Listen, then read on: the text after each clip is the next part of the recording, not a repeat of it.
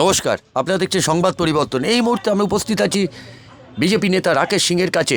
রাকেশ সিং আমাদের সংবাদ মাধ্যমের প্রতিনিধিদের কি জানালেন, আসুন শুনে নেওয়া যাক ওনার মুখ থেকে কিছু কথা। আমাদের সাংবাদিকরা যখন রাকেশ সিংকে যখন এক একটি প্রশ্ন করে গেছেন, উনি তার শান্ত মাথায় এক একটি প্রশ্নের উত্তর দিয়ে গেছেন। তাই নজর রাখতে ভুলবেন না। সংবাদ পরিবর্তনে নজর রাখুন। ফাটকা নয়, টাটকা খবর আমরা আপনাদের সামনে সব সময় তুলে ধরি। তাই দেখতে থাকুন সংবাদ পরিবর্তন। বিজেপি নেতা রাকেশ সিং সংবাদ মাধ্যমকে কি জানাচ্ছেন, রিপোর্টিং সত্যেন সরকার। এবারে কি আশা করছেন আপনারা? লড়াইটা হবে। ভারতীয় জনতা পার্টি ক্যান্ডিডেট মাঠে আছে, কর্মীরা মাঠে আছে, লড়াইটা হবে। बहुत से कर्मी है जो बहुत दिन से बीजेपी আমরা অনেক পুরনো কর্মী আছি, আমাদের অনেকে टिकट दिए। कर्मी सभी रहता होता है, उसको देता है पार्टी। अब इसमें सभी को इच्छा होता है कि हम प्रधानमंत्री बने। एक सिंपल चाय वाला भी सोचता है कि हम आज मोदी जी का जगह ले लें। तो सबका नसीब का बात होता है। तो अभी पार्टी इसमें सिद्धांत लेता है कि कौन किसको कहाँ पर क्या देना चाहिए, नहीं देना चाहिए। দেখা যাচ্ছে আপনার অনেক নতুন মুখ এবারে উঠে এসছে। মানে কি বলবেন, যারা ছিলেন তাদেরকে এবার দেয়নি, অনেক নতুন মুখ আপনার। এটা পার্টি এক্সপেরিমেন্ট করে নতুন মুখকে দিয়ে বা নতুন যুব সমাজকে এগিয়ে নিয়ে আসার একটা ওদের প্রয়াস আছে। जिस तरह से विधानसभा चुनाव में टीएमसी में से आके इसमें से टिकट ले लिया गया है, इस कॉर्पोरेट कलकत्ता पार्टी हर एक कुछ गलती से सबक लेता है। पार्टी हर एक गलती से सबक लेता है। इसमें वो चीज़ यदि हुआ होगा तो ठीक है। দেখা যাচ্ছে ডেঙ্গু যেভাবে বাড়ছে, তো আপনারা কি করছেন, চিন্তাভাবনা নিচ্ছেন? দেখুন, পশ্চিম বাঙ্গালের স্বাস্থ্য, আইন, রোজগার সব দিক দিয়ে ব্রেক আছে। এবার যে জায়গা যতটুকু পারা যাচ্ছে সে জায়গা হচ্ছে। के हिसाब से मेरा योग्यता भी नहीं है। जिस दिन होगा उस दिन लड़ेंगे। ऐसे बहुत से बीजेपी वाले ऐसे सोशल मीडिया में घूम रहा था कि जो कैंडिडेट बस तो मेरा नहीं है, इस पर बोलना मेरे को शोभा भी नहीं देगा और ना हम बोलते हैं, ना मेरा आदत है। आज 11 বছরে 58 বার ফাঁসানো হলো, 58 টাইমস, কিন্তু রাখতে পারছি না। সেটা পশ্চিমবাঙ্গাল সরকারের দুর্ভাগ্য। সুপ্রিম কোর্ট থেকে নিয়ে হাইকোর্ট থেকে মুখ পুড়ে যাচ্ছে, সেটাও ওদের দুর্ভাগ্য। হ্যাঁ, আমার কষ্ট হচ্ছে। 58 বার জেলে গেছি, জেল থেকে এসেছি, মিথ্যা মামলায় ফেসেছি। সেটা ভগবান আছে, আর সবথেকে বড় ভগবান আমাদের ভালোবাসার যে মানুষ করে, সেটা আমার জন্য ওরা সবথেকে বড় ভগবান। ওদের দুয়াতে, ওদের দয়াতে আজকে বেঁচে আছে।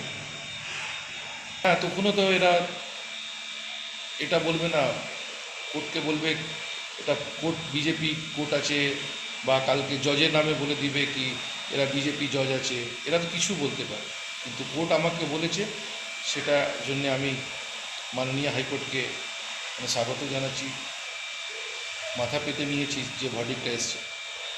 দাদা, আপনাকে মানে দলের তরফ থেকে কোনো সহযোগিতা করা হয়েছিল? দলের সহযোগিতা ছাড়া আমার কর্মী সহযোগিতাটা আমি খুব পেয়েছি। তার জন্য আমি খুব গর্বিত আর খুব খুশি। দাদা, এবারে কি পুরো সেই রাজনীতিতে দেখা যাবে বলে মনে হয়? হ্যাঁ, রাজনীতি করার মানুষ আছে, রাজনীতি থেকে পালাবো কেন? সেদিন তো মরে যাবো যদি রাজনীতি না করি। রাজনীতির মধ্যে থাকবো, শেষ দিন রাজনীতি থেকেই যাবো।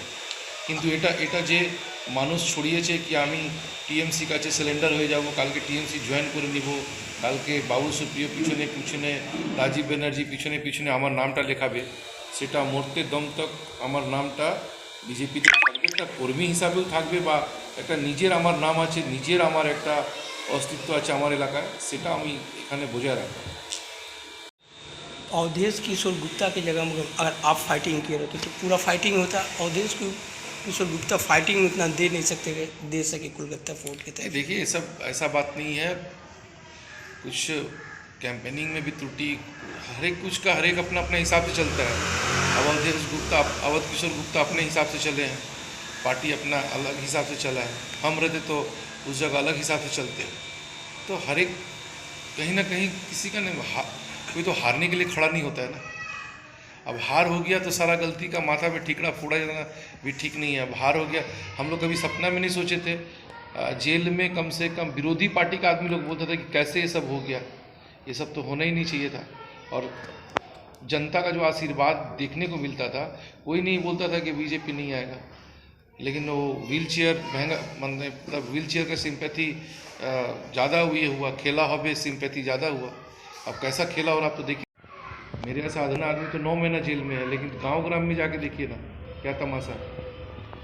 यहाँ तो कम से कम नज़र में भी आता है, लेकिन गांव ग्राम में तो कोई पूछने जाता होगा। एक दिन आप पूछने आइएगा, दूसरा दिन कोई थोड़ा ही पूछने जाता है। দাদা দেখা যাচ্ছে এখন ম্যাক্সিমাম বিধায়ক থেকে এমপি থেকে এমএলএ থেকে বিজেপির কর্মীরা সব টিএমসিতে জয়েন করছে, কারণটা কি? এতে তো কি কোনো একটা যেটা শুনুন, ব্যর্থতা? যে দল বদল বেশি করে সে সুবিধাবাদী, রাজনীতি নজরে, আমার নজরে না।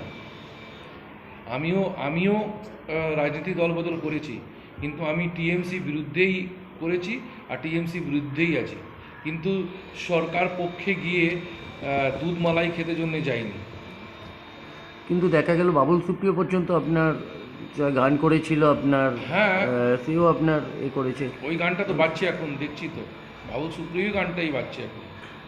বাবুল সুপ্রিয় বাধ্য হয়ে বলতে হয়েছে কি সে সময় আমি বিজেপিতে ছিলাম, মানে উনি যখন বিজেপিতে ছিলেন তখন ওর গানটা ভালো ছিল, এখন ওই গানটা খারাপ হয়ে গেছে। সুপ্রিয়কে মানে গঙ্গা জল আর ঝাড়ু দিয়ে মারা হচ্ছে না, ওয়াশিং মেশিনে ডুবোনো হচ্ছে না। আগে তো বলতো কি ওয়াশিং মেশিন ছিল বিজেপি, এখন কি আছে? আমার দল থেকে যখন দল ফিরে আবার তোমার দলে যাচ্ছে তো কোন ওয়াশিং মেশিন আছে? টিএমসি ওয়াশিং মেশিন বলে কোনো ব্র্যান্ড আছে নাকি বাজারে?